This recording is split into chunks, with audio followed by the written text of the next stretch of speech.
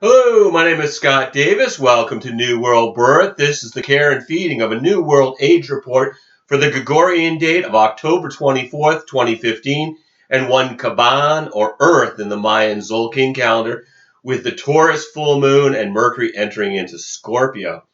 October 24th is one Caban or Earth, which carries the themes of natural rhythms, synchronizing the heart with Mother Earth, inspiration, the power of creation, earthquakes, ancient wisdom, and the flowing with the natural order. And the Maya believe that the same energy of the soul of the heart also resides in the earth.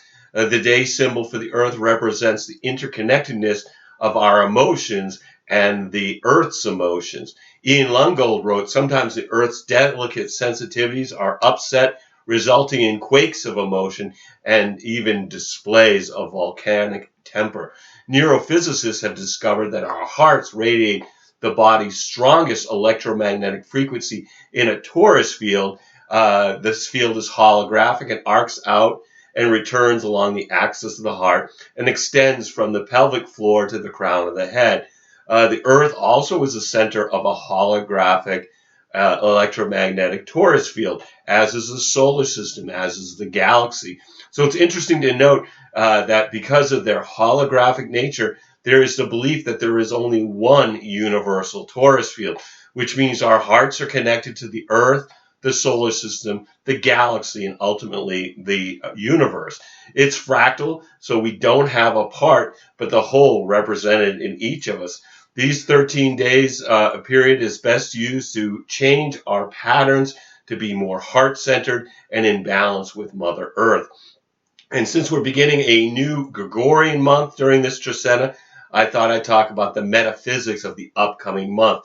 November is the 11th month, and with the digits of 2015, when we add them together, we get 10, and then we add the 1 and the 0, and tells us that this is a 1 month in numerology. And basic numerology reduces numbers to 1 through 9. So when you think about that arc, the 1 represents a time of new beginnings. The numerology of January and February 2016 repeat November and December of 2015, with January being a 1 month and February being a 2 month. The 10 and the 1 are represented by the Wheel of Fortune and Magician archetypes in the Tarot cards. The Wheel of Fortune is about prosperity and abundance that comes from being objective, flexible, and creative. And to quote Ruth Ross, all prosperity begins in the mind, is dependent upon the full use of our creative imaginations. The 1 card is the Magician, and it represents the principle of communication, represented by the god Mercury. Words were originally magic. Although another quote to illustrate the Magician archetype comes from Starhawk.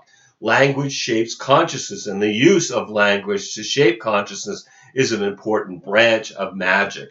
So November represents the beginning of a new cycle, which comes into being through our communications, leading us towards prosperity by being flexible, objective, and creative. This sets a powerful new energies in motion that require the numerological 9 month of October 2015 to release the old and worn out, whether it's aspects of self, life situations, attitudes that no longer work, or concepts or beliefs or perceptions that have outgrown their usefulness, so that in November we can move forward unencumbered.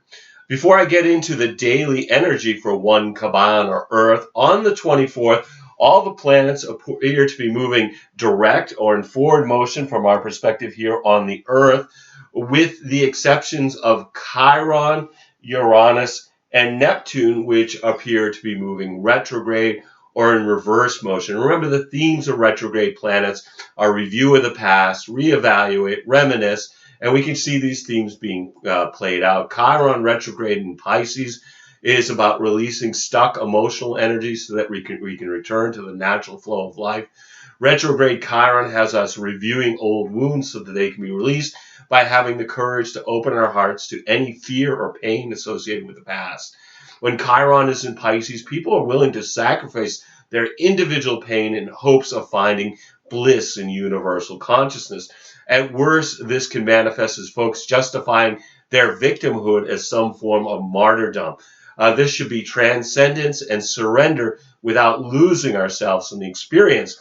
And then we've got Uranus retrograde in Aries, and this is going to be retrograde until December 26th.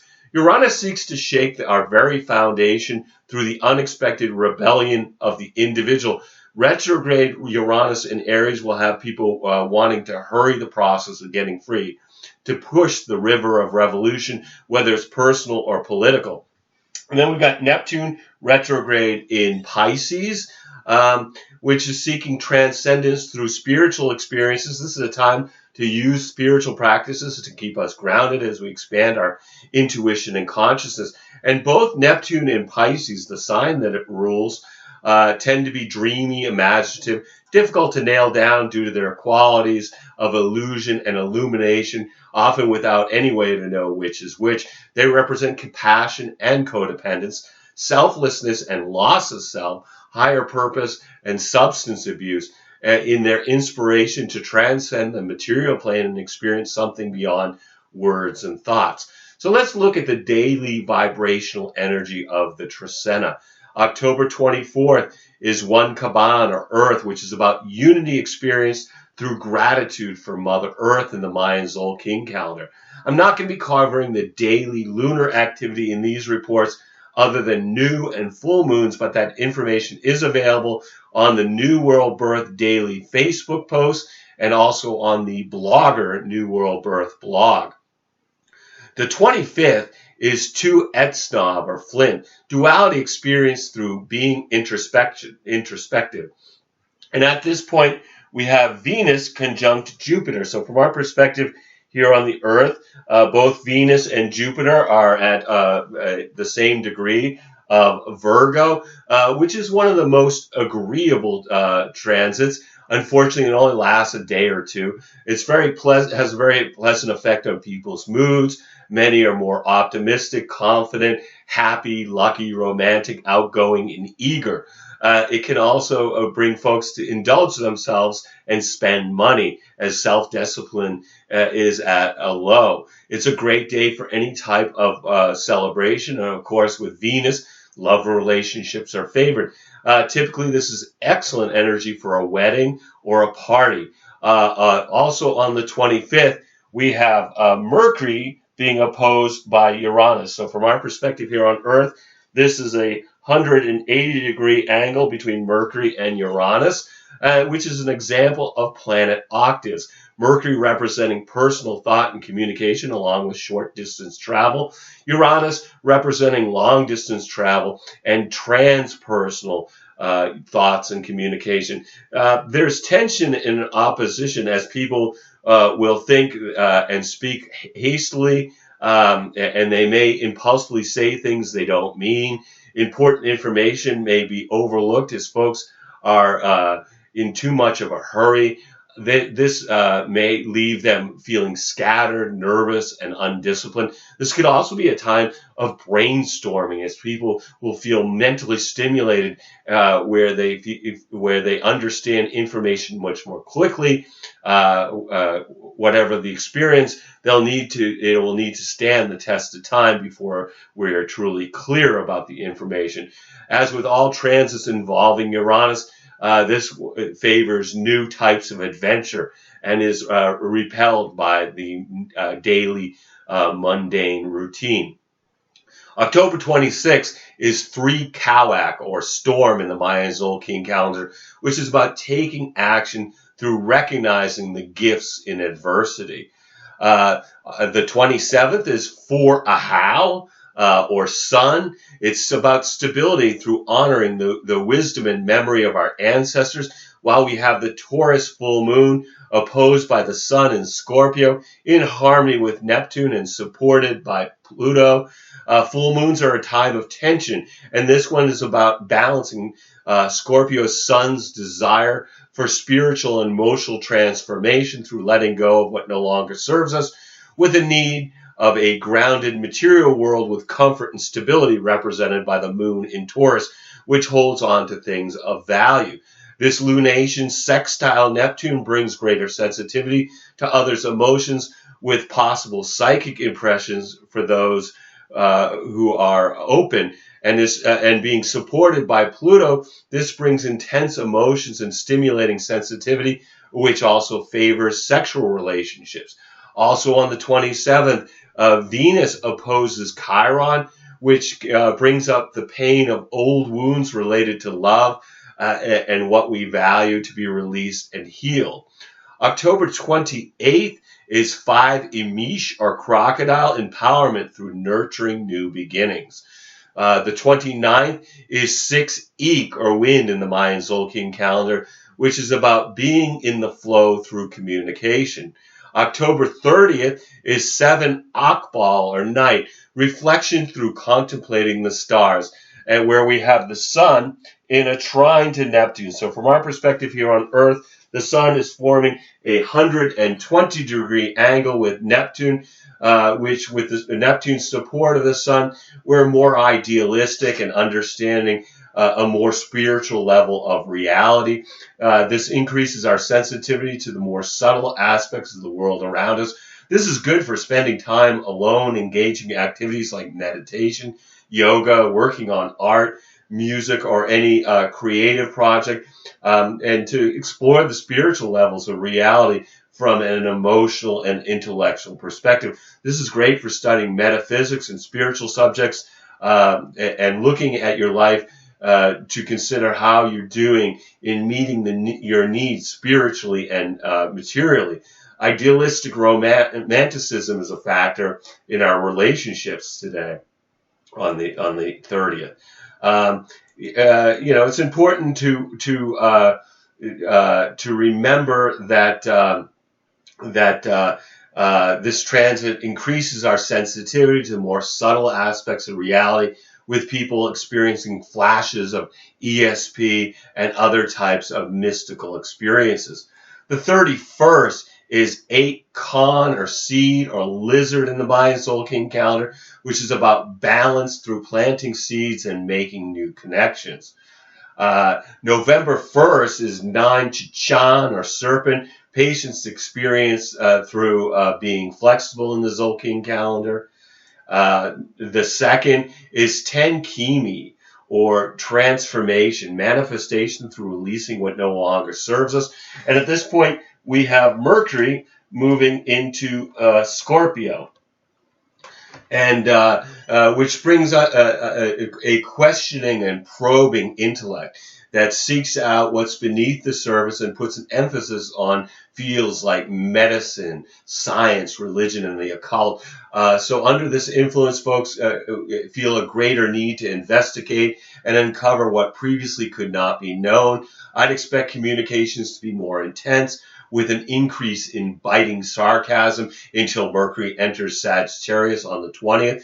So if we find ourselves engaged in conversations that require etiquette and politeness, such as court or some form of negotiation, we would benefit from being conscious of our delivery as well as our words. Also on the 2nd, we've got Venus merging with Mars. So these two planets are now at the same degree of Virgo, which brings a strong desire for physical passion and sexual experiences.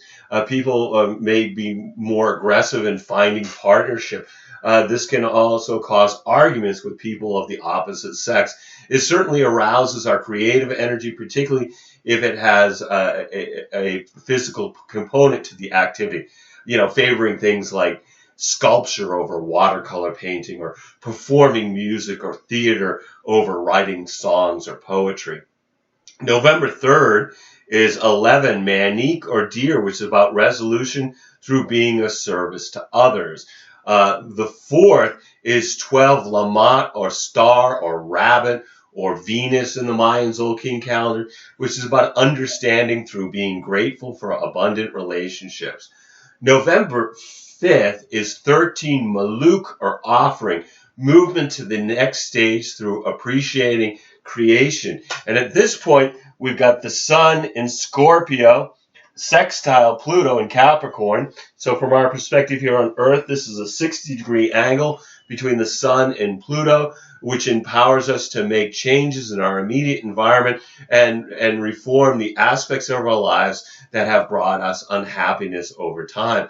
Embrace the opportunities on the 5th that can be used for improvement of the general good. This is good energy for cleaning up a situation that has become confused or disordered, such as getting clear on a difficult personal situation or cleaning house. This also brings us deeper into our thoughts with feelings that superficial aspects are no longer adequate. Investigations should be thorough, leaving no stone unturned. Subjects such as psychology, occult, yoga, and other transformative techniques are favored for study under this influence. So no matter what the energies are that are affecting you during the 1 Earth Trisena, just take some time to be in the flow of the planet through being in nature or watching a sunrise or a sunset, communing with the stars, or just being truly conscious in the moment through introspection, meditation, or being with somebody you love. Every day we have is a blessing, no matter what the dramas that beckon to distract us. I believe we're all here giving the performance of a lifetime on this world stage. Just take some time to observe your play as well as act your part by remembering you're a spiritual being that's having a human experience. I want to thank you for checking out New World Birth. The next segment of Care and Feeding of a New World Age will be on November 6th for 1 Auk or dog, with Venus entering Libra, the Scorpio new moon, Mars also entering Libra, and Neptune turning direct. You can check us out on Facebook, YouTube, or the Mayan Magics website, and I encourage you to share this information as videos or as text as widely as you choose. And I invite you to contact me at newworldbirth@yahoo.com if you've got any questions or wish to schedule a reading. And I am providing readings and wish to make this service available to the greatest amount of folks. So I've created 3 options with 3 levels of compensation. And if you've been thinking about getting a reading, please contact me. I would love to provide you a reading during these uncertain times. You'll need to be able to either call me in Maine, in the USA, or we can connect with Skype to receive your reading. We're also accepting donations to keep these reports freely available. And again, email me at newworldbirth@yahoo.com. I'll give you instructions on how to make a donation. And of course, getting a reading is a great way to support us here at New World Birth and also get something of great value to yourself. My readings tend to be pretty epic, running often 2, 3, sometimes 4 hours as I really cover the details of who you are in your play, looking at your character through using human design at all levels of readings. And then at the upper 2 levels of readings, I use astrology transits to talk about what scenes or acts in your play are currently happening or about to happen, which is a tremendous guide for what's happening to your character in your play. And then, of course, what your lines are going to be your strategy and authority from the human design. So at the upper levels, you get 2 readings for the price of 1. As always, I'm blessed that you've taken the time to connect with my passion for these ancient mysteries and their application to our journey during this incarnation. The light in me honors the light in you. Namaste, in Lakesh, and great gratitude. I truly am very pleased whenever anybody connects with my videos or with my writing, and clicking like is just a nice way to let me know that you've appreciated it. All my best to everybody.